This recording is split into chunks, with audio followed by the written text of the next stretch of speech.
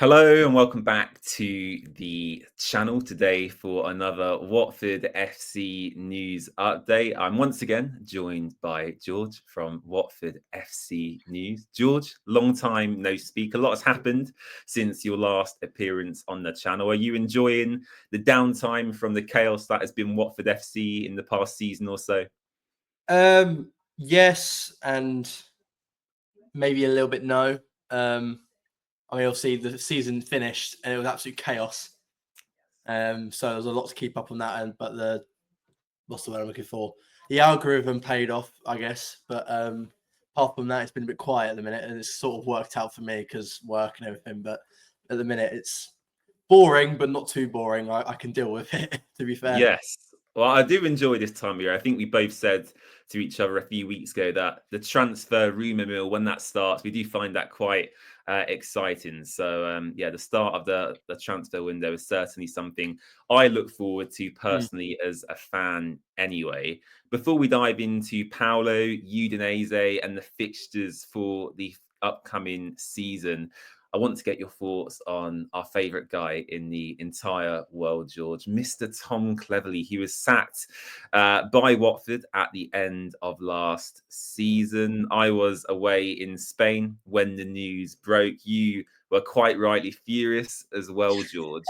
Without using abhorrent language, how would you describe your thoughts and feelings, firstly, towards that decision and also the rumours around Tom Cleverley since he left Watford, because he was linked with Norwich? Of course, that they've now got Liam Manning, QPR, who is linked to as well. Plymouth Argyle, I think, is the newest club Tom Cleverley has been rumoured with. So, yeah, what were your initial reactions to that Tom news, and where do you think he should go now, looking at his career moving forward? Well, I mean, I think like everyone would agree, it came as a bit of a shock. I mean, it was 12 o'clock. It came out midday, literally 2 days after the season ended on a Monday. I was getting ready for a late shift at work, so I didn't really expect anything of it. Just watching TV, I look to my left, my phone buzzes. I see Watford tweet and the words "Watford can confirm mutual consent agreement" or whatever it was of Tom Cleverley leaving. I was like, I couldn't believe it. I felt like the world was crashing down on me. I was like, "There's no way he's actually just done this." Yeah, as you said, I was quite rightly furious because after the atmosphere we had at the end at Sheffield Wednesday, it was like surely it would be absolutely criminal for him to get rid of him. Gino's get rid of Cleverley, but yeah, I wouldn't say the unthinkable. He's very trigger happy when he wants to be, and obviously he did it. Yeah, just I don't really know what he was thinking. Obviously, we all know the statement that he put out. I think was it 4 days after as well. It wasn't. He did it quite quickly. It was very very weird what he did. He obviously released a statement saying that he's pushing for Premier League promotion, which is like okay, Well, we'll get on to that actually when we yeah, talk about Paolo, but that statement was very yeah, intriguing, is what I'll say. it was very like. Are you sure? Like, are you looking at the same team that we're looking at? Because yeah, I mean, getting the team to the closest to a playoff race was an achievement in itself because no one expected it. I think we were predicting bottom six at one point. I think I had us at 18th for my prediction. So yeah, just absolute circus back then. So yeah. Playing devil's advocate, though, because I do have to do that, was it justified in the sense that our form post Christmas was the worst in the league? Statistically, that is a true fact. We did have the worst form in the league. If we'd continued that post Christmas form over an entire season, we would have been relegated. So, from that perspective, given Gino's history, can you see why he did make that decision? Yes. I mean, reluctantly, yes, really. It wasn't great. Um, Obviously, we were last from Boxing Day onwards. I don't think the take the L does from Quadro Bar might have helped that either. I don't know. Who knows? Maybe that Nigerian curse we had a couple of years ago, time to Yeah, pass yeah, back. the Who knows? famous Nigerian curse, of Yeah, course. that might have just slipped its way back in just to go like, yeah, we'll screw you over. But it's really what's the word I'm looking for? Really just uncertain circumstance that we were in after that. It wasn't ideal because it was a promising time that we had from Boxing Day before that. It's just a shame that we couldn't replicate. But Watford have a history of doing really well at the start of the year and then plummeting after Christmas, as if we got the Christmas hangover. It So feels like it's been that way for probably the last 5 or 6 seasons, actually, George. Where, as you say, we start relatively well, and for whatever reason, maybe they have too much turkey to eat on Christmas Day. I don't know, but as you say, our form does seem to, go off the cliff. Really, I think when the new year hits, really, I think the congestion of the fixtures doesn't help us as well sometimes. Yeah, I probably agree with that. The Christmas period is always a busy one, so that catches up to them, but. No excuses, really. It's like how you can't keep it away from the negative form. I don't know, but it happens, and unfortunately, Tom Cleverley was the one to blame again. So, yeah. And in terms of Tom, do you think a move to somewhere like QPR or Plymouth would be good for him? For me, I think he can probably do better than Plymouth, in my opinion. Of course, they're probably going to do pretty well in League One next season. You would imagine they've got finances behind them, but yeah, I think Tom Cleverley, showed, throughout the entirety of last season that his man management is top class. His adaptability, the flexibility to change systems there as well. He speaks clearly. In the media too. So, where do you think Tom Cleverley will end up in the near future? I mean, considering he's had links with, I think he has Southampton, very vividly, not really solid sources, but Southampton, QPR, as you said, Norwich. Obviously, they've now got a new manager. Plymouth, I haven't heard of, but yes, it's a step down. But the foundation of Plymouth is there. The fact that they lost, I can't say his name. And Muslic, let's go with that. That's it. The fact that they lost him was a shock, and I think it was a shock for everyone involved. That was interesting because at the end of last season, he was very much like, he was really looking forward to next season, get them promoted again. And then I think, was it Schalke that come in for him? And, Schalke. Straight away he moved on. Yeah, so it's a downgrade, but I think the foundation is there. Because they very easily could have stayed up if they got rid of Rudy sooner, I think, because they were playing good football with that manager. So I don't know. QPR would be a good move. I'd bite the cheek on that one. But I feel like a club level with us, maybe QPR at the minute, I think would be a good one because kind of in the London area as well. He's probably not got to uproot that much either to go over to QPR. I wouldn't be surprised if he goes more north, like Middlesbrough again, Saturday manager. I wouldn't be surprised. Yeah, I think it was. There was rumours going around that Tom wasn't actually living with his family when he was managing Watford. His family stayed up north. He moved down south. He was living on his own by all accounts. So, as a manager, working the hours he would have done, you can imagine that being quite a lonely experience, can't you? Living on your own. Yeah. So I mean, Middlesbrough set the manager yesterday. I think that would probably be a good move for him. That's a good shout, actually. Borough. I said it when as well. Exactly that. I mean, I wouldn't say Carrick failed. I don't think he. I mean, again, I could be proved completely wrong. I don't think he got backed. I don't know. Obviously, I don't keep up to date with Middlesbrough, but I think they got rid of. Is it Isaiah Jones? I think that's his name. So obviously, he was a good player. Obviously, losing him maybe didn't help. But again, I could be proven wrong, and he has been maxed and he just failed. But I don't know. But like I said, I think Tom Cleverley would be a good move for him.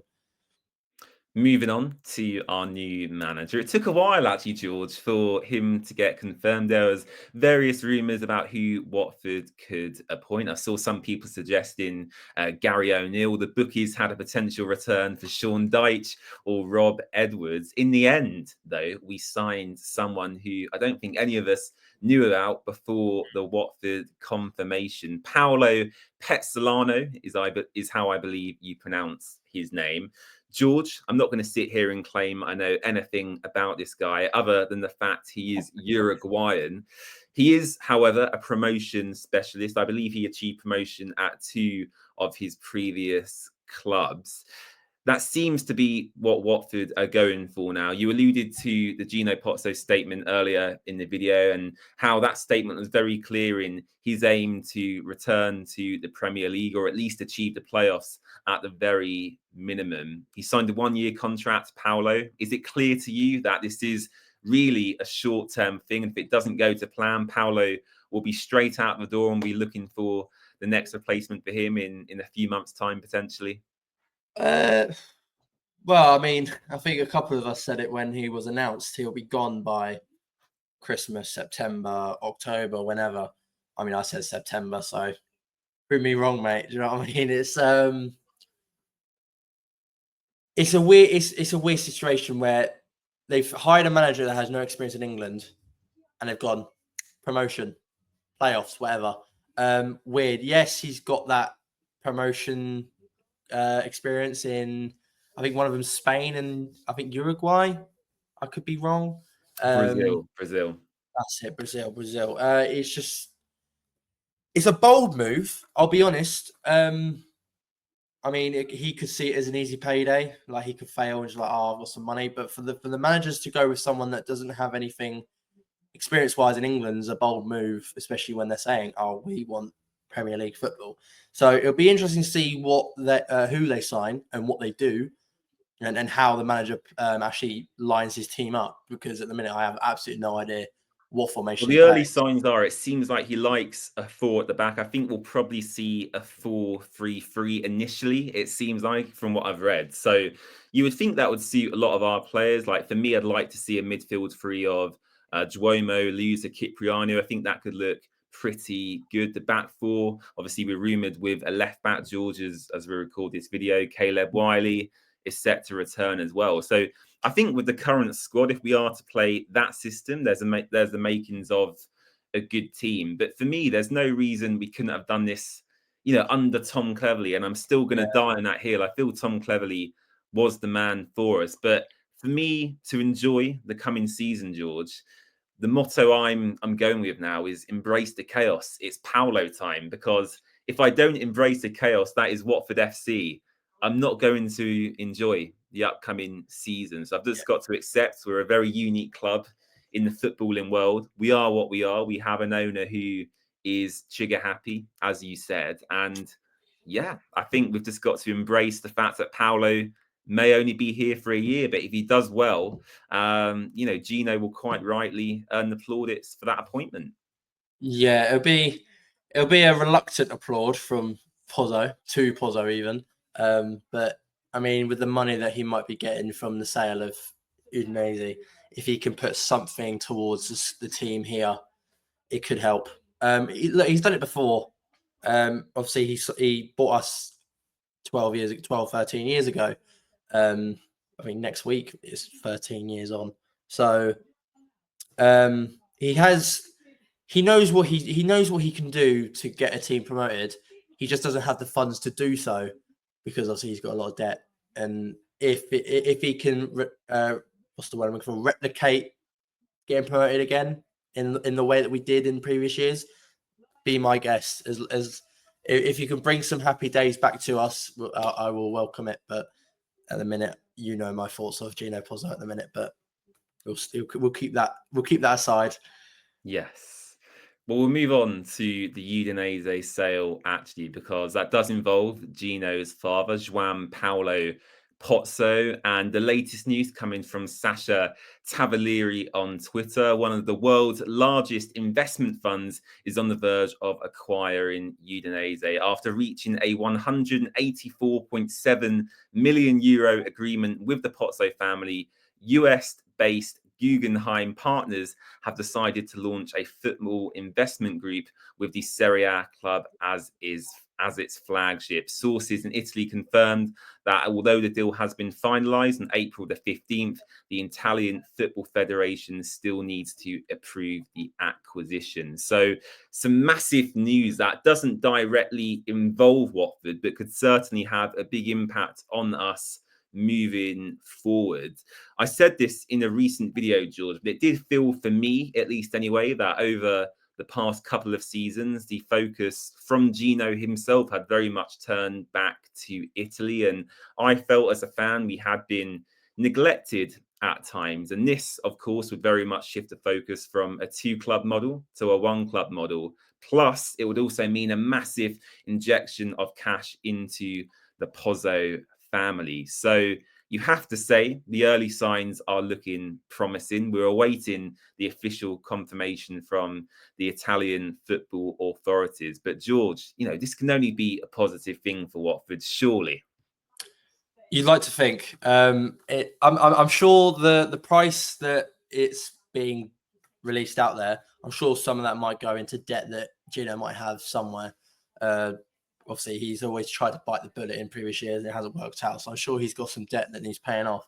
But like I said earlier, if he can bring in some cash injection to us and use that money to go and prove that you want promotion, then be my guest, go for it. At least then it'll be more of another enjoyable season, because I think last season was an enjoyable season. Obviously, the slip off at the end probably wasn't the greatest in terms of performances, but there was entertainment there with the style of play, I believe. I think a lot of people might disagree with that. But yeah, if he can prove a point again, like Gino usually does anyways, he always seems to prove a point.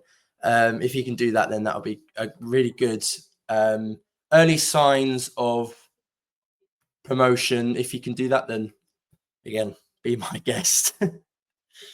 Absolutely. It's just, I just find it very, very interesting because many, many years ago, of course, the Pozzo family owned 3 clubs. They owned Granada, Udinese and Watford. We saw dealings of players between all 3 clubs. Igalo, I believe, famously come from Granada as well. Yes. So I think for me, as you say, the early signs are promising. Hopefully, Watford do receive some sort of cash injection, at least to clear the debts we have that are existing currently, because that would then allow us to hopefully retain some of the players we have. Because I think it's evident for everyone to see that the way we've operated, really since the Pozzos took over, is player sales funding, the club's outgoing costs. And I think we were all aware that Georgie Shakhtar, they may have to leave the club this summer. But if this injection of cash into the Pozzo family means we can retain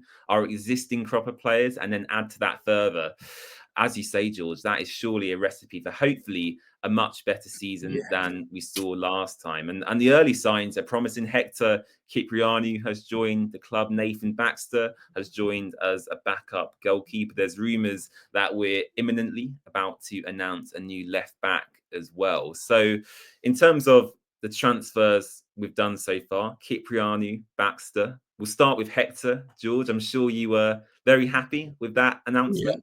Yeah. I mean, in the end, it was quite confusing because I'm pretty sure he was a player that Cleverley wanted. I mean, we've been chasing him for, I think, about 2 years. Obviously, reportedly, we gave in a silly offer to Peter Rizzona, Darrow McAntony. Apparently, it was a laughable offer, so obviously he rejected it. But to end up getting him on a free, I think it's good business. He's a good player. He's worked his way up the ranks. I think his brother was an academy player about 10 or so years ago. So it's nice to see us sign quality in the lower leagues of our own country. Because I feel like we always go abroad. And it's like, why do we not just sprinkle our interest in lower league players? Because the quality in League One especially is there. Because it's a tough league to get out of, just like the Championship. But to get relegated from the Championship and try and get back up from League One is very tough. And the quality of players is also there, especially if you're young. So obviously you've got Poku at Peterborough as well. Yeah, I would have loved him, but I don't think. I think there's a lot of bigger clubs. Yeah, I listened to the recent podcast the Peterborough owner did actually, and he said Poku's got offers from like massive Premier League clubs, which is not surprising at all. So unfortunately we couldn't get that one done. But like I said, the quality's there. So I mean, two of our signings have come from League One clubs. So if we can continue that on for years to come, I'd be really happy with that because the quality is there. Baxter's a great player as well. I didn't watch him. I can't lie on that. I didn't watch him at all, but I know a lot of Bolton fans would probably be a bit disappointed that he's gone. Well, he was the replacement, actually, George, for James Trafford, who obviously went off to Burnley and has had a great season. And by all accounts, the Bolton fans were pretty content and pretty happy with the performances Baxter put in as Trafford's replacement. Yeah, I could be wrong. Didn't he get 13 or so clean sheets last year? I think he was in the double digits. I mean, a great replacement for James Trafford. I know he was a lone player for them during his time, but obviously you can see what he's gone on to do now with Burnley and in the Premier League. But I think a good signing, a good goalie to challenge Selvik. I think a much better quality goalkeeper than Batman. Younger, and probably has a lot more to offer than Dan Batman has with his quality, for me personally. So it's nice to see that we've now got a keeper that can also challenge Selvik and make Selvik not comfortable in his position, knowing that there's Daniel Batman to replace him, which most likely wouldn't have happened in the first place. So, yeah, I think the two signings we've got so far are promising, and obviously with the cash injection that we potentially have, it's good early signs. Yes, I know the Watford Observer made it quite clear in their article actually around the Udinese sale, and they specifically said, don't expect, tens of millions of pounds to be spent, but essentially the Udinese sale will allow us to retain the likes of Bar, Loser, and Georgie. Hopefully, that seems to be the general consensus around it, which for me, is as good as spending tens of millions of pounds, because Georgie Jakvatatse himself is certainly worth a lot of money. Yeah. In terms of other incomings, George, there's a rumoured left back apparently that's about to imminently sign for Watford. Are there any other positions you'd look to strengthen in the summer transfer window? A striker is surely a priority for us. 100%. I think it's an absolute miracle that Tom Cleverley got 10 double-digit goals out of Vacuum Bio. And I'm quite glad that he was a lone player in the end, because obviously he started the year our player, and all of a sudden he was sold off to Udinese. They can keep him now. He's not our problem. So hopefully a number 9. Again, if they look to go down into League One, maybe, or even someone in the division that we are in, that is proven goal scorer, because we've been crying out for a proven goal scorer for absolutely donkey's years. It seems like we're struggling to replace Troy Deeney's prolificness of the Championship back in 2014, 2015, stuff like that. So we were blessed, George, weren't we? We had very Vidra, lucky. Deeney, Igalo. We had them all at the same time. It was unreal. Forestieri you could throw in the mix as well. It's every club seems to always struggle to replace a marksman, and I think we especially are struggling. Like obviously the money on strikers has drastically increased over the years with inflation and stuff like that, because obviously the value of a striker that scores goals is going to be high because they are a valuable side to the team. So yeah, I think one of them has to be at least two strikers, one that can score goals and start every game, every other game, whatever. I think the other one would be maybe another right back, Okay. or even a wide player. Well, talking about right back, João Ferreira is returning from his loan from over in Portugal. For me, this could be an unpopular shout, but I'd keep João Ferreira, have him competing with Jeremy Ngakia, and then probably loan out Ryan Andrews to a League One club. Does that sound like a realistic proposition potentially? I think a loan move for Ryan Andrews would help, because I don't think he's a good player. I think because he's got that homegrown academy name to him, he sort of gets brushed under the carpet with all the mistakes he makes and stuff like that. And obviously, look, it's great that we have the academy, but I feel like he needs to move lower. I think he is a League One player. Okay. So I think a League One move would be a really good move for him for a I year. think with Ryan Andrews, I'd give him one more year. And if we've not seen, a huge amount of progression, I think he'll be 21 or 22 by the end of next season, then I'd probably look to cash in and move him on, because I think João Ferreira clearly has an immense amount of quality. He was playing European football this season just gone, George. He was playing for, I think, Braga he was at, right? So he's got, a lot of experience behind him. And Ngakia seems to be past his injury woes as well, which is always good. So yeah, would you agree that you'd give Andrews just one more year to see what he can do, and if he doesn't progress, move him on next season? I think that would be the smart option, because apart from injuries, I think Ngakia is better. I never thought I'd really say that, but for yes, he's got cheese string as hamstrings, but he is a good player when he can. So I think a loan move for Ryan Andrews is the right option. It's just whether or not the club see it that way as well. And do you think they would, or as you said, because it's homegrown and it's got that behind him, do you think they'll probably look to keep hold of him for I another can't year? see them doing it. I think a lot of us would like him to go on loan, but I don't think the club would. I think it's the most knowledgeable, reasonable, probably the most makes sense signing to move him on loan, just to see if he can do it in a lower division to try and step himself back up again to develop the right way. Because he has been rushed in technically at the start because he was 19, I think 18. He started at Reading in the FA Cup, and since then he's been in the squad ever since. So I think a loan move's the correct move. Let's just see if the club do it. That's the question. And finally, on transfers, another one that seems to be set to be announced imminently is Francisco Sierralta moving over to France, George. I didn't realize actually Francisco was still only 28 years old. For some reason, I thought he was older, but yeah, he's younger than I thought. A move to France, 1.5 to 2 million pounds is the rumored fee, which I think is pretty good. Is that something that you think could have happened maybe, last season potentially or a bit sooner? I don't think it'll be a big loss, I believe. He's always been the perfect squad option. I remember he ended up playing as a CDM at some point because we were that short on legs at one point. He was chucked up a little bit higher up the field to help there, and he did all right. He wasn't bad at all. He's a good centre back. I think when he first signed after we got relegated the first time in 2020, sorry.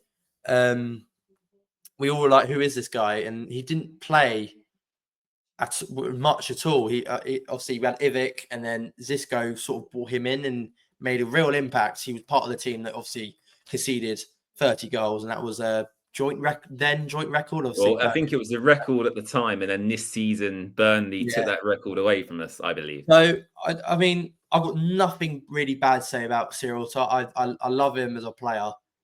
He's like the perfect squad option that can go in when needed and do a job correctly.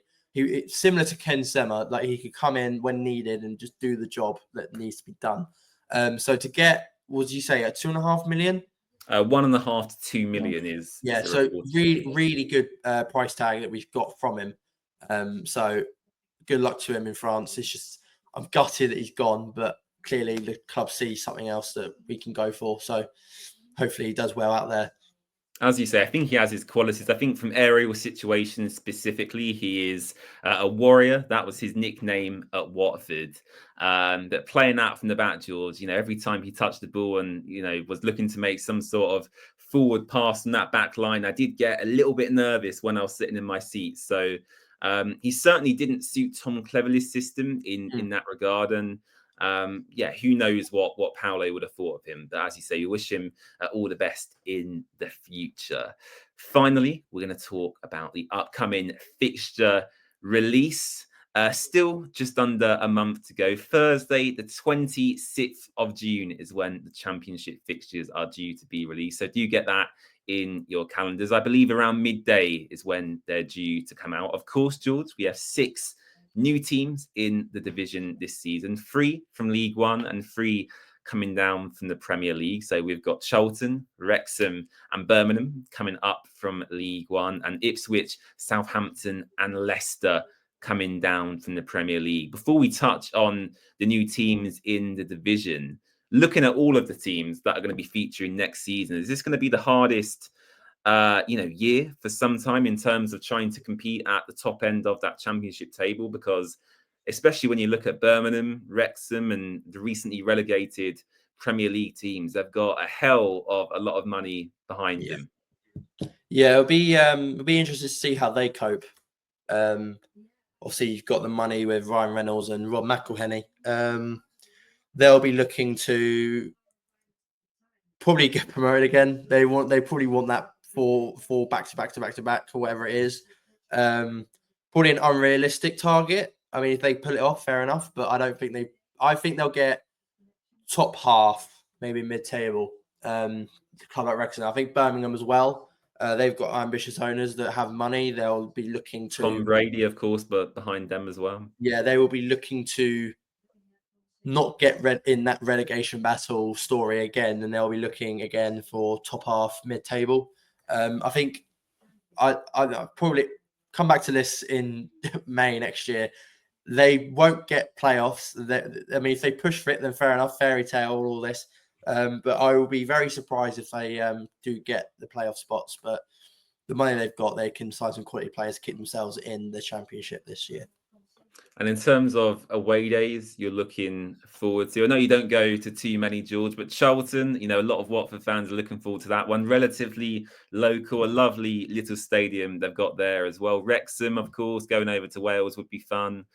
Birmingham, once again, of course, have been there relatively recently, but still, quite an exciting proposition. Southampton, Ipswich, Leicester. Out of all of them teams, George, which away day would you be most looking forward to if you was to choose one? I think I'd like to do, if I ever get the chance to, I'd love to do like a Charlton, like an old ground.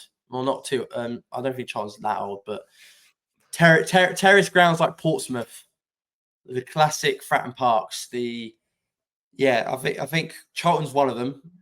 I've never been on an away day. I don't count Wembley as an away day. I don't have the time to. But if I do ever get the time to, and it slots in my calendar perfectly, I would love to do a Charlton away day. Okay. I think a couple of my mates would agree on that as well. First game of the season, Friday night, Charlton away. Would you like that? I'd rather a home game on the first day. I don't know. Would you? Yeah, I mean, Millwall was a weird one for me because we obviously had the next home game. Obviously, we won, had this unbeaten and stuff like that. But I always feel like a home game on the opening day is always a good bonus because everyone's up for it and you've got the home fans to push the team on. So I hope for Millwall. I reckon we'll get, we'll go Charlton. We'll go Charlton at home. I think we'll have Charlton Nathan at home, Jones. Friday night football, first championship game. Nathan Jones get absolutely abused. Yes. Oh, yes, of course. The return of Nathan Jones. My word, exactly. I've got to say, the most irritating bloke in football, George. I cannot stand him. Like I said to you the other week, he's got the ego of Sir Alex Ferguson, but the end product of Sam Allardyce or something like that. So yeah, it'll be interesting to see the reception he gets when he does come to Vicarage Road. Let's put it that way. I think some Luton fans still want him to return once again. I was seeing a few Luton fans calling for him to go back again to save them from League One mediocrity. But interesting. Early shouts for winner of the Championship next season. I know we're very early, but last season was quite easy to predict. Of course, you had Leeds and Burnley who you'd expect to do well. Would you say that the newly relegated Premier League teams will be right up there once again? I reckon someone like Southampton or I wouldn't say Coventry will be up there. I think they'll get playoffs again. I honestly, I think the quality that Will still has, and that's not just Football Manager bias and all this. Also, going out with Watford alumni Emma Saunders, I've got to get that in there. Yeah, exactly. I think if he can get the right players interested in getting themselves back up there again, I think Southampton could win the league. I'll tell you what, Will Steele is top quality. Have you seen some of the footage from his talks in France in the dressing room? Because he's bilingual, so he can speak, I believe, Spanish, French, a bit of German as well. So he switches depending on which player he's talking to. It's quite remarkable to watch, actually. He's for his age as well. He's young. He's never been a professional footballer. He's just come out of nowhere from Belgium.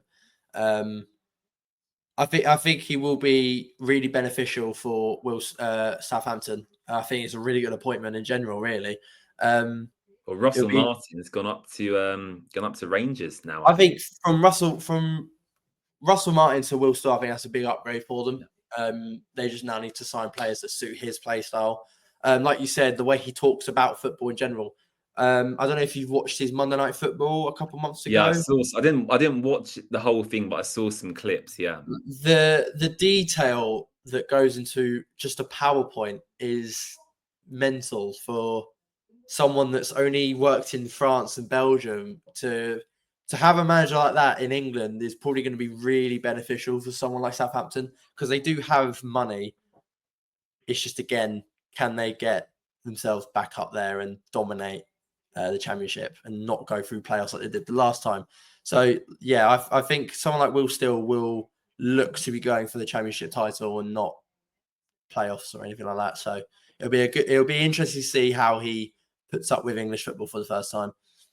And relegation, early contenders potentially. Are Watford in the mix still? You'd have to say, I think for me, George, our season could go one of two ways. I think under Paulo, as I said earlier, embrace the chaos. We're either going to get promoted at the first time of asking under Paulo's leadership, or we're going straight down to League One. I think those are the two extremes for me in what's going to happen for our season.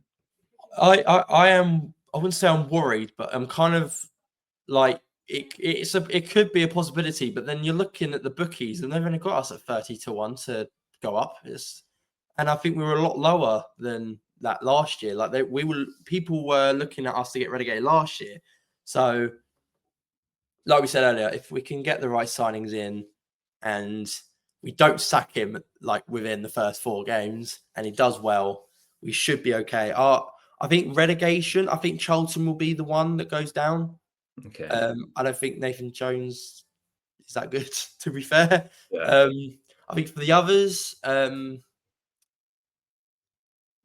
it's a tough one to call so early on. Preston, maybe. I mean, they were really close. I was thinking Stoke, but I don't know Mark Robbins would allow to. He's a good manager. He did really well with Coventry. I think quality-wise, Stoke aren't really that good player-wise. I don't know. It's early to call, but I think one of them will be Charlton. As much as I like the fact that they did come up, I'll go Portsmouth. I think Portsmouth could go down, actually. Yeah, that's another one. They've got how they've still got Matt I'm Ritchie. excited for the Quadway Bar Derby next season as well because he'll actually play this time as well. Yeah, of course. Didn't play last time, but it'll be an interesting season. It'll be a tough one. There's a lot of good quality in this league now, so bring it on, I suppose. Fantastic. George, thank you very much for coming on once again. Where can people find you across social media? You can find me on Twitter, X, Watford FC. You can see it at the bottom here somewhere on my little tag. And you can also find me on Instagram mainly. That's where I mainly post all the time and most active. Once again, that is Watford_FC News. We're looking to push on for 9,000 followers, however long that takes to get there. Hopefully I get there at some point, but that is where you can find me. Lovely stuff. George, thank you very much for coming on to discuss all things Watford. And thank you for watching the video. If you haven't already, make sure to hit subscribe, leave a like on the video and leave your comments down below and your opinions around the latest news around our wonderful football club, Watford FC. Never a dull day, let's put it that way. Never a dull day. All right, we'll leave it there. Thanks for watching and we'll see you soon. Bye-bye. Thank you.